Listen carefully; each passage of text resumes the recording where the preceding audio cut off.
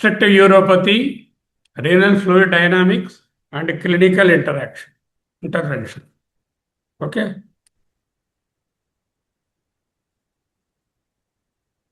The hydraulic crisis of the urinary tract.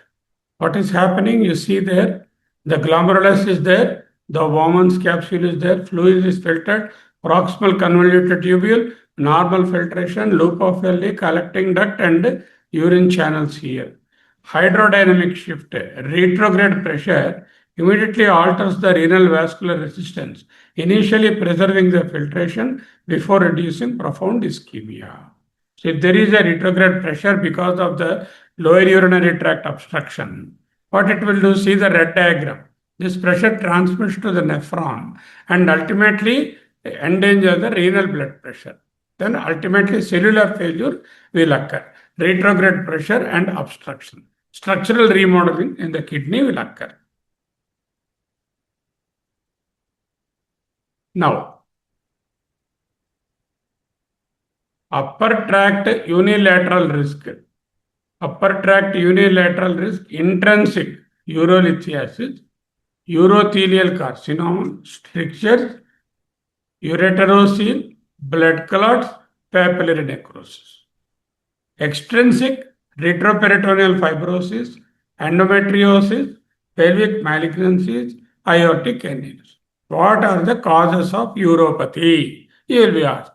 Uropathy will be upper urinary tract, lower urinary tract. Upper urinary tract means the pelvis and the ureters. And lower urinary tract is from bladder to the urethra is the lower urinary tract. Upper urinary tract, intrinsic, extrinsic. Intrinsic are urolithiasis, most common, urothelial carcinoma, strictures, ureterocele, blood clot, and papillary necrosis. Extrinsic, retroperitoneal fibrosis, endometriosis, pelvic malignancies, and compressing aortic aneurysm. Lower urinary tract, intrinsic causes, benign prostatic hypertrophy, most common in men more than 60 years, prostate cancer, urethral stricture, bladder carrier. Posterior urethral valves in pediatric, and functional and neurological causes like neurogenic bladder, multiple sclerosis, spinal cord injury, and anticholinergic drugs. This you must know. What are the anatomical causes of the topography of obstruction, whether it is intrinsic or extrinsic, whether it is upper urinary tract or lower urinary tract. Okay. Now you see the triphagic hemodynamic response in unilateral obstruction. There will be three phases: phase 1, 2, and 3. Phase 1 is 0 to 1.5 hours. This produces vasodilatation, efferent constriction, transiently maintained renal blood flow despite raising the intratubular pressure. Phase 2, 1.5 to 3 hours, afferent vasoconstriction, renal blood flow declines, urethral pressure peaks. Phase 3 is profound afferent vasoconstriction, more than 24 hours, renal blood flow drops by 50 to 60%, uretral pressure slowly declines as filtration stops. So these are the three phases.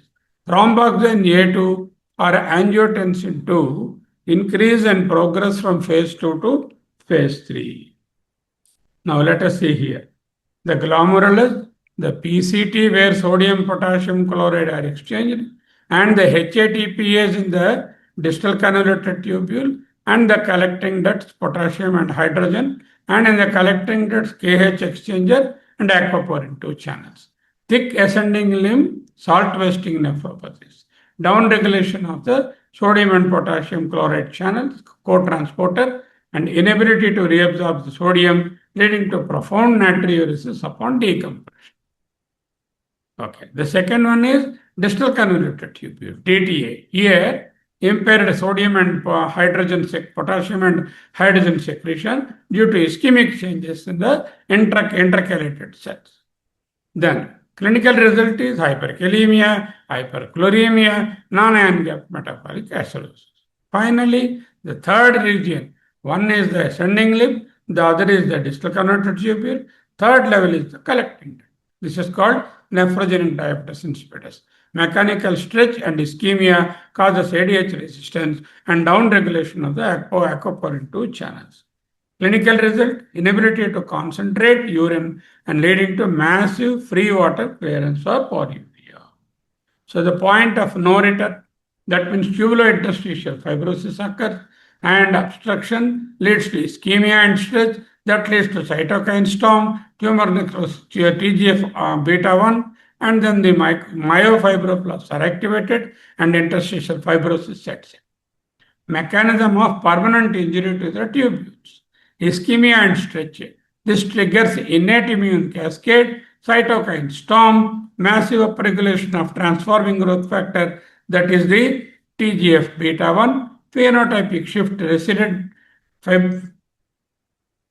fibroblasts differentiate into alpha SMA plus fibrosis.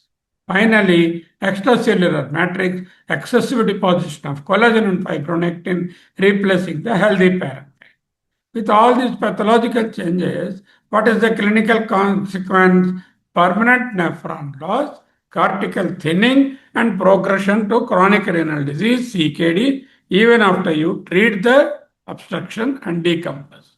So there are two types of obstructions. One obstruction is chronic, the other is acute. Acute urolithiasis, severe flank pain radiating to groin, nausea, vomiting, hematuria. Urine output fluctuating, anuria only if bilateral or solitary kidney. Labs may have normal creatinine if contralateral kidney is healthy, and microscopic hematuria. Chronic obstruction, BPH, and retroperitoneal fibrosis, often painless and slow capsular stretch, progressive hesitancy, nocturia, entirely asymptomatic. Then urine outflow incontinence, paradoxical polyuria. Labs, unexplained uremia, elevated creatinine, hyperkalemia, non-anion gap metabolic acidosis. So how do I go about the diagnosis? What imaging modality I use? Point of care, ultrasound, focus bedside ultrasound, compressive ultrasound, non-contrast CT.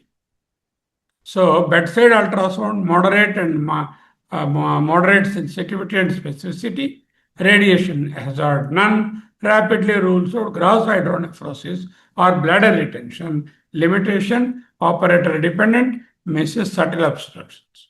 Compressive ultrasound, 45% sensitivity and 94% specificity. There is no radiation. First line for pregnant patients, children, and suspected chronic retention, safe and radiation free. Non-contrast CT, more than 95%. Sensitive and specific, low dose exposure will be there. Gold standard test defines 3D anatomy, stone density, skin to stone distance, and identifies alternative abdominal pathologies. So three types of modalities are there: bedside ultrasound, compressive ultrasound, and non-contrast CT. Now, advanced hemodynamics, resistive index, and functional imaging. What I have to do? Resistive index is equal to PSV minus EDV. What is PSV and what is EDV? EDV is end diastolic velocity, that is EDV. PSV is presystolic velocity. So renal resistive index via the Doppler. I have to calibrate the renal resistive index. For that, I require the PSV and EDV. Normal resistant index is around 0.7, and anything less than that suggests acute obstruction. Utility differentiates true obstruction from transient physiological hydronephrosis. MEAG3 nuclear renography. This is utility is assesses the true functional capacity and differential split function between the two kidneys. Essential for determining a chronically obstructed kidney is salvageable or not by nephrectomy. Now the biochemical fingerprints, serum markers, urine electrolytes. Serum markers are creatinine and BUN will be elevated. Electrolytes, hyperkalemia, metabolic acidosis, distal RTA. This is in the serum.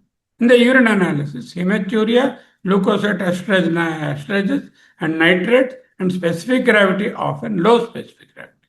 Urine electrolytes, tubulopathy signature, that is, functional sodium excretion is more than 2% despite perirenal mechanisms due to tubular damage, and sodium more than 40 milliequivalents in the spot urine. So three types of urine tests are there.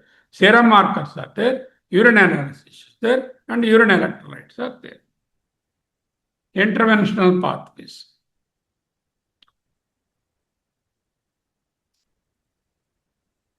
The lethal triad: obstruction, infection, and pressure. Clinical emergency in infected kidney behind a blockage, pyonephrosis, is a closed space pus infection, and it rapidly progresses to urosepsis and septic shock. So always exclude pyonephrosis above the obstruction. 2. Antibiotics are not insufficient because systemic antibiotics cannot penetrate the unperfused pressurized renal pelvis. And third one is immediate mandates are start blood and urine cultures, broad spectrum IV antibiotics immediately, surgical decompression, urgently you have to do not wait for the antibiotic to respond or not. Strict contraindication, definitive stone removal. Lithotripsy, like urotripsy, is contraindicated during acute sepsis. Don't try to remove the stone when there is acute sepsis. Decompress first and treat the stone later. So, the lethal triad are obstruction, infection, and pressure. So, pyonephrosis should be kept in mind. Antibiotics don't reach the site. Immediate mandates are start blood and urine culture and urgent surgical decompression. And strict contraindication is lithotripsy and ureteroscopy. Now, intervention pathways: acute decompression, urethral catheterization, retrograde urethral stent, percutaneous nephrostomy.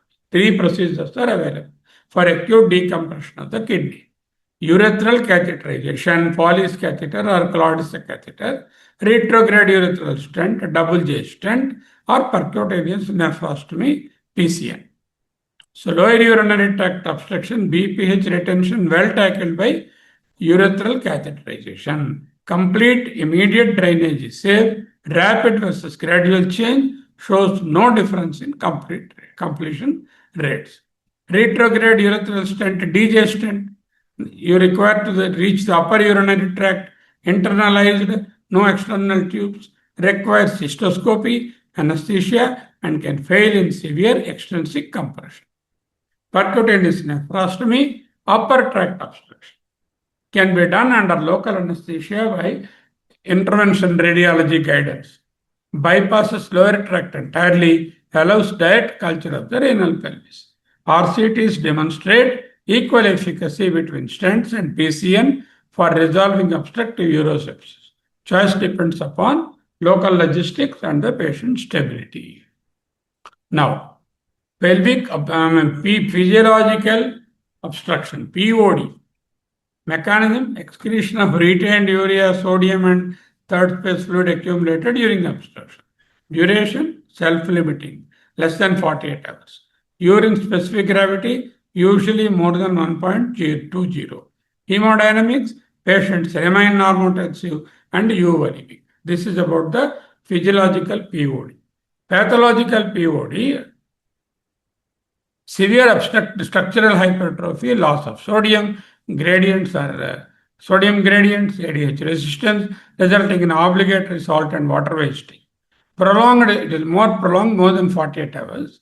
Urine specific gravity is 1, and urine spot creatinine, spot sodium is more than 40. Hemodynamics: progress into hypovolemic shock and electrolyte collapse. So, you have to see what is obstructive disease.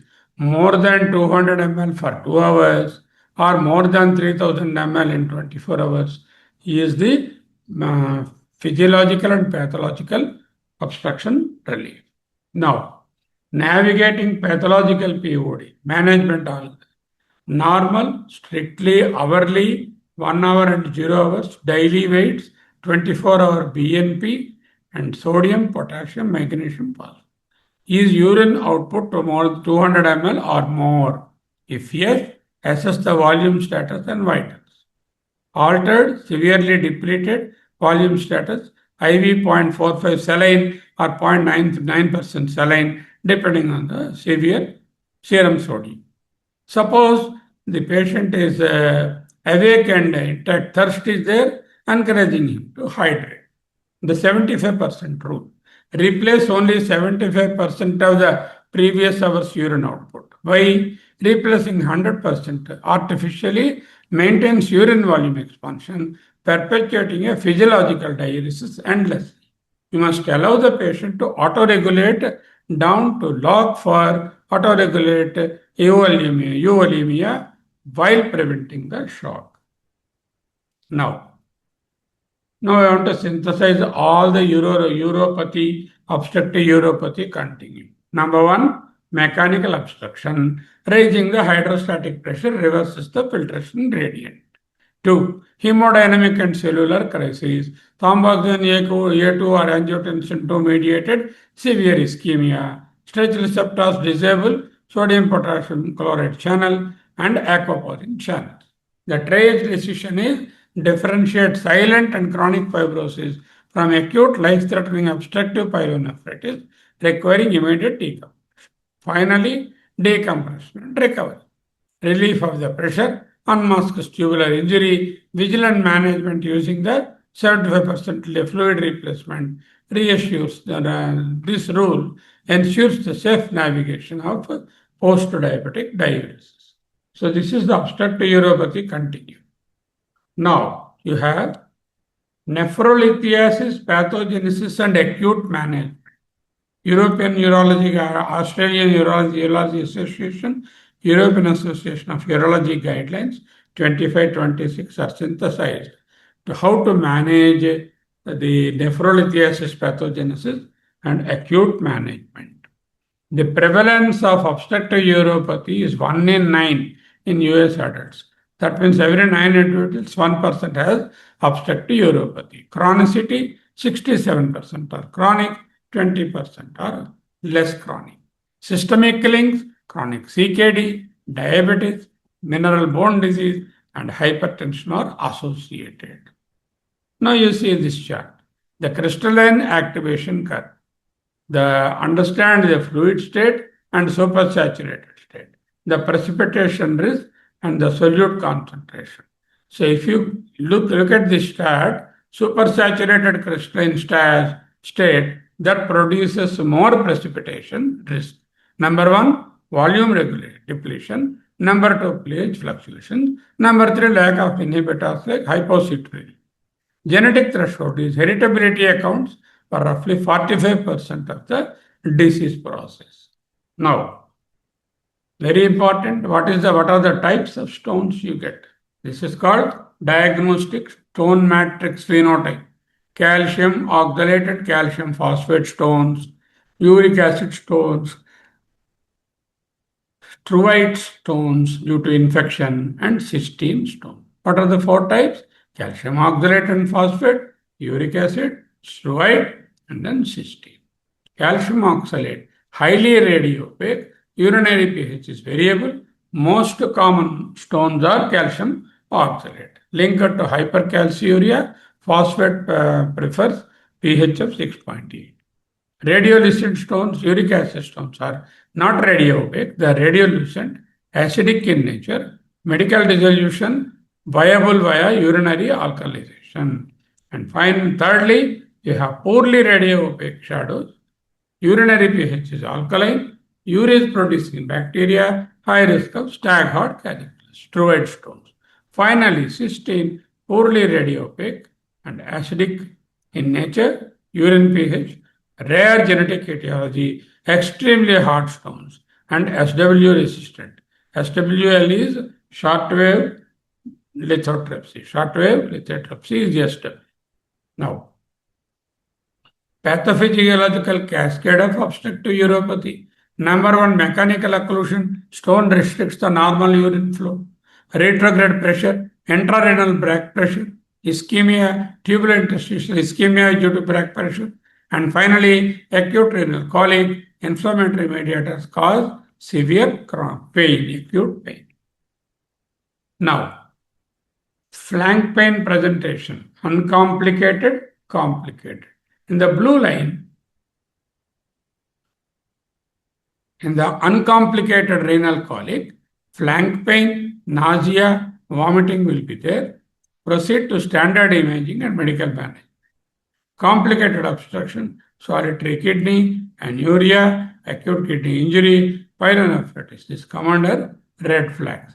Then you have to, it requires urgent decompression, silent stent or nephrostomy we have to use. So, the patient, does he have an uncomplicated renal colic or a complicated obstruction? Depending on that, the action differs. In the uncomplicated case, standard imaging and medical management. In the complicated obstruction with a solitary kidney, requires urgent decompression, stent clearance, or nephrostomy.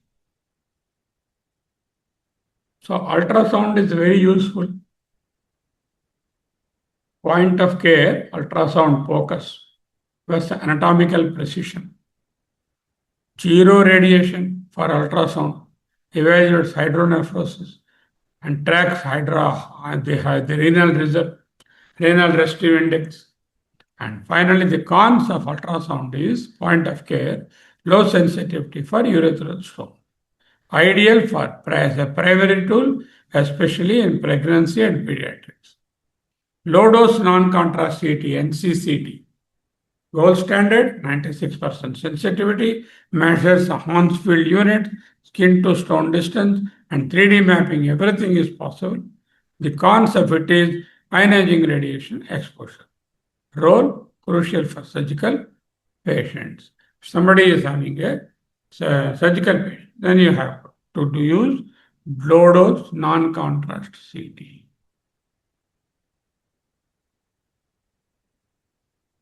Now, you have the treatment. Tier 1 treatment, diclofenac, ibuprofen, primary choice, superior pain control to opioids, and reduces local inflammation. Check the EGFR.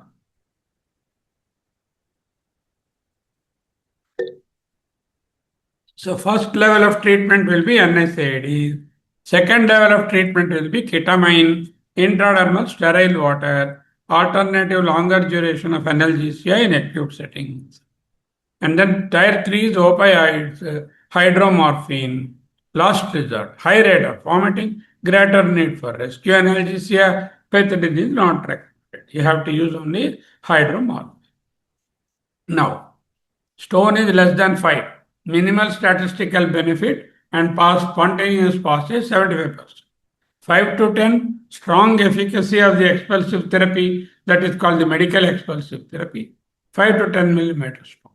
So, null effect if the stone is larger than the 10 millimeters. Clinical protocol, standard alpha blocker, tamsulosin, duration of 30 days, follow-up imaging is mandatory.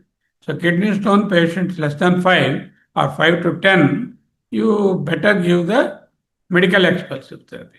How do I give? Tamsulosin regularly for 30 days. Now, we have got the shortwave lithotripsy, ureteroscopy, and percutaneous nephrolithotomy. We have 3 procedures. Shortwave lithotripsy, SWL, least invasive, acoustic pulses are sent, lower stone free rate, more than 1 centimeter lower pole, or dense stones of more than 1000 HU units are there. They are amenable for SWL. URS, endoscopic retrograde approach through the endoscopy, higher single procedure stone free rate often requires temporary post-operative stenting will be there. PCNL is percutaneous nephrolithotomy, most invasive antegrade tract, highest stone free rate for massive or complex stones, mini PCL variants reduce the bleeding. Now, depending on the location, distal ureter, proximal ureter, lower kidney. Distal ureter less than 10, medical expulsive therapy. Then URS and SW. URS is the ureteroscopy, SW is the shortwave lithotripsy. Lower pole of the kidney, URS or FW. Okay, 10 to 20 millimeters, strongly URS is preferred. Peripheral proximal ureter, URS or SW. And lower pole, mini PCL or URS. More than 20, PCNL, percutaneous nephrostomy. And then antegrade, standard PCNL, strongly indicated. Global guidelines, if SWL fails twice, pivot immediately to endoscopic modality or the URS. Now we have the special populations. Imaging shift, diagnosis, intervention, and escalation. Ultrasound is primary modality. MRI without gadolinium is second line. Low dose CT is also absolute last resort. All three are available. Ultrasound, MRI without gadolinium, or low dose CT. Diagnosis. Distinguish normal physiological hydronephrosis of pregnancy from ureteral obstruction. Conservative management is absolute standard of care for uncomplicated cases. If complicated, infection or refractory infection, temporize with ureteral stent or percutaneous nephrostomy. Metabolic and genetic etiology. High risk of recurrence, genetic and metabolic screening is mandatory. So patient is getting recurrent kidney stones. You must do the genetic workup and metabolic workup. Cystinuria, primary hyperoxaluria are examples. Sealed interventions. Ultrasound district, primary imaging, SWL for stones less than 20 mm, and flexible URS are highly conservative for stones more than 20 mm. PCNL reserved for stones more than 20 mm. PCNL is percutaneous nephrolithotomy. Now, post-obstructive diuresis, that is POD, obstruction, release obstruction, patient will have free flow of urine. Post-obstructive diuresis, prolonged polyuria, more than 200 ml per hour for 2 consecutive hours and more than 3000 ml for the next 24, post-decompression 24 hours. So you can see danger threshold, obstruction, and the urine output in milliliters per hour. Mechanism, a tubulopathy causing impaired sodium reabsorption and loss of concentration capacity due to acute renal failure. The actionable take-home point, mandate strict fluid replacement, electrolyte monitoring to prevent fatal derangements. Now, acute flank pain. Somebody has come to your chamber with acute flank pain. How do you try it? Uncomplicated, complicated. Complicated one, urgent ultrasound and CT. Decompression, stent, PCN, and antibiotics. Suppose it is complicated. You give NSAIDs or low-dose NCCTs. Okay, stone less than 10 millimeters, distal stone, it will pass.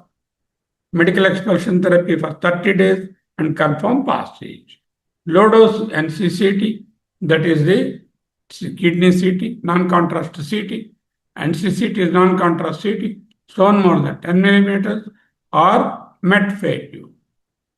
That means whatever you have done, the met failure. Endoscopic interventions, URS. Stones more than 2 centimeters, that means more than 20 millimeters. Stack on calculus, one of them like that, and percutaneous intervention, PCNL. Metabolic evaluation and recurrent prevention. Now comes the part 3. Here, metabolic evaluation and chronic management. Urolithiasis as a systemic medical disease. Remember, urolithiasis doesn't occur always as a secondary disorder, as a primary disorder. It is secondary to some underlying abnormality. Acute event in the urology, surgery extracts the stone but does not alter the underlying supersaturation physics, and the metabolic defects continue to be there. So surgery alone may not be cured. And chronic reality, internal medicine, 26% of recurrences in 5 years and 50% recurrence in 5 to 10 years, particularly in former stone patients. Stone extraction is a rescue maneuver. Medical prophylaxis is the defined cure. Finally, Advanced evaluation 24-hour urine collection protocol. Basic evaluation, first time stone formers, we have to get this baseline, basic serum panel, calcium, uric acid, creatinine, sodium, potassium, and now urine dipstick and mandatory physical stone analysis, infrared spectroscopy, and X-ray diffraction. Patient factors are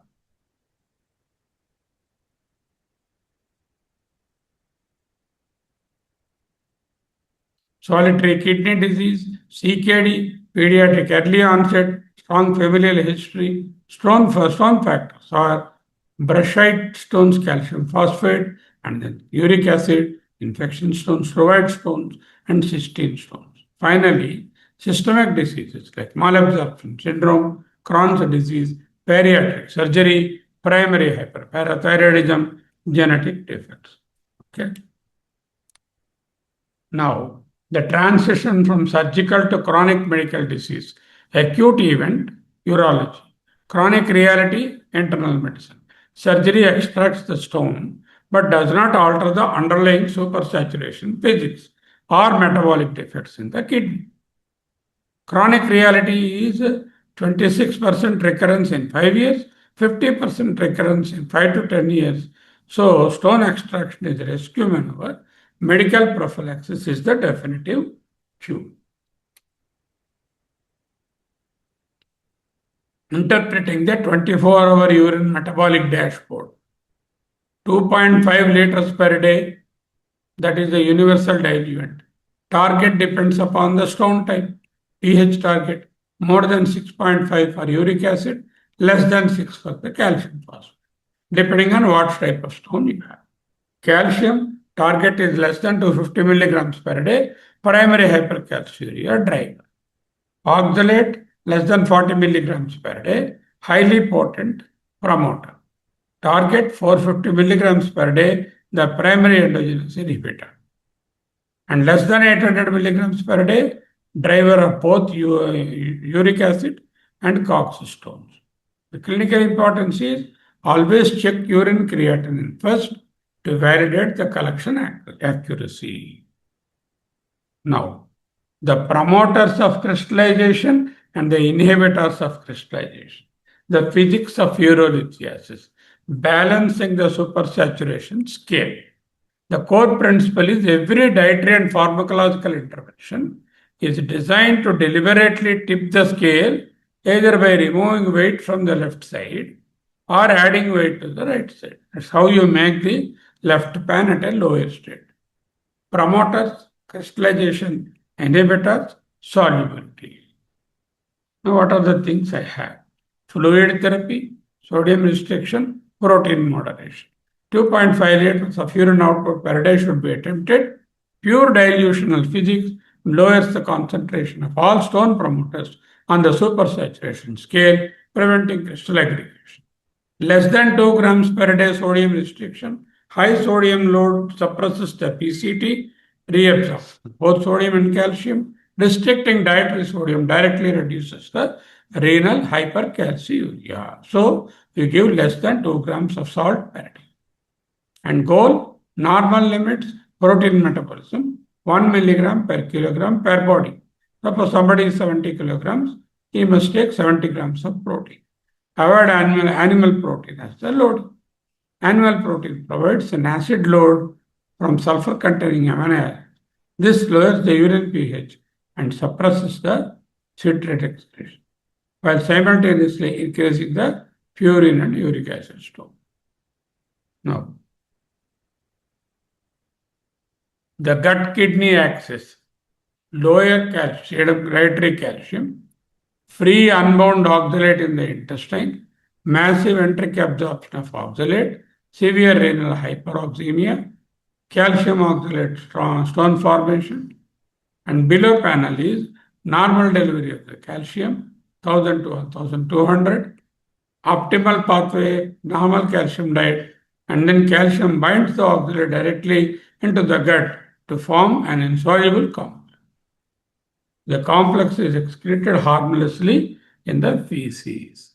And finally, low renal oxalate. Takeaway, never restrict dietary calcium for calcium oxalate stone formers. Don't think giving calcium will produce more stones.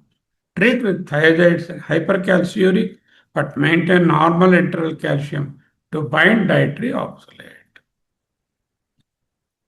Finally, targeted pharmacotherapy. Thiazides for hyperuricemia. Number one, thiazide is the first key. It opens the sodium chloride channel in the tubular lumen. And thiazide blocks sodium chloride co-transporters there. Mild volume contraction triggers increased primordial tubular absorption. The third one is low intracellular sodium drives increased calcium reabsorption via the basolateral membrane, where sodium and calcium are exchanged for one another. So clinical part, thiazides lose efficacy on high sodium diet because sodium load overcomes the volume contraction. A strict lower sodium diet is mandatory for thiazide prophylaxis to work. So not only I give thiazide prophylaxis, I restrict the sodium. Targeted pharmacotherapy 2. Distal tubular acidosis or renal tubular acidosis. Distal type 1, the potassium citrate you have to give. Pathophysiology, defective ultra-intercalated cells, inability to secrete hydrogen into the collecting duct, systemic metabolic acidosis, paradoxically alkaline urea, bone buffering causes hypercalciuria, systemic acidosis causes near total consumption of the urinary citrate, calcium phosphate, stones are formed. Intervention, potassium citrate therapy. You give potassium citrate, provides a systemic alkali load, corrects the systemic acidosis, halts the bone calcium, restores the urinary citrate excretion, and normalizes the physiology. Result, calcium phosphate or brushite hepatite stones. Now, acid stones. The chemolysis miracle, the pH meter. So 6 to 6.5 is acceptable. Any pH less than 6, uric acid is ionized, unionized, highly insoluble, rapidly precipitates and forms the solid stones. So always try to maintain a pH of more than 5.5.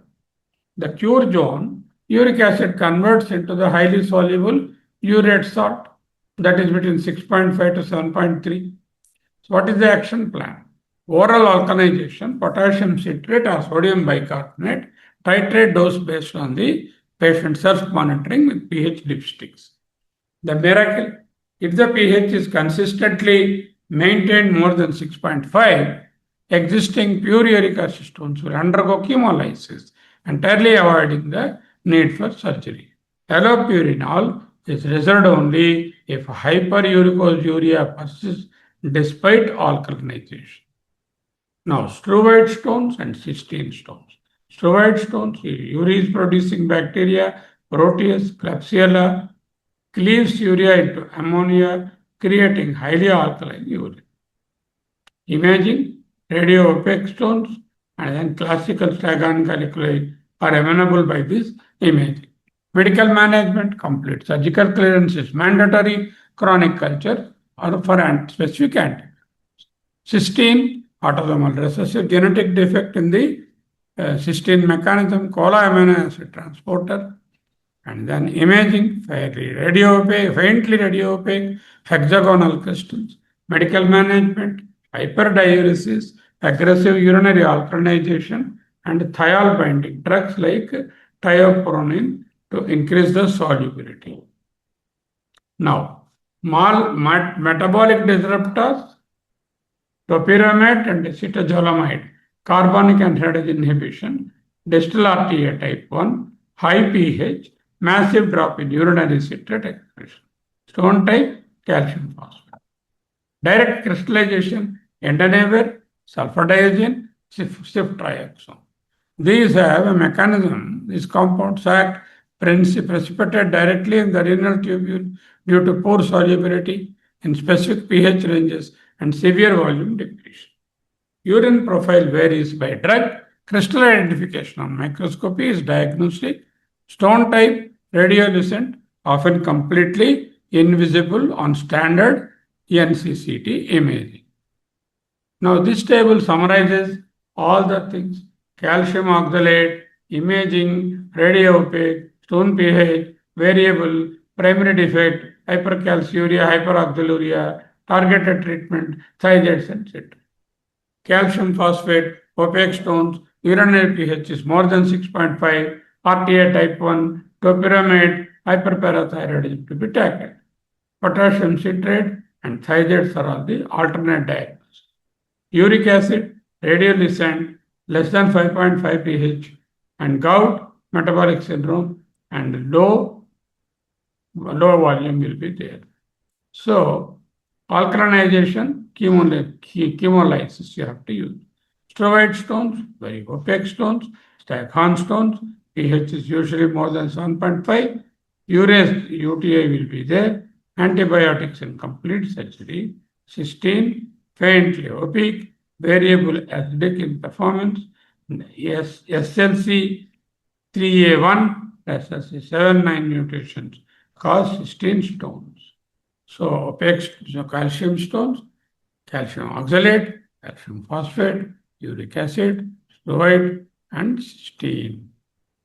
Now, the vicious cycle.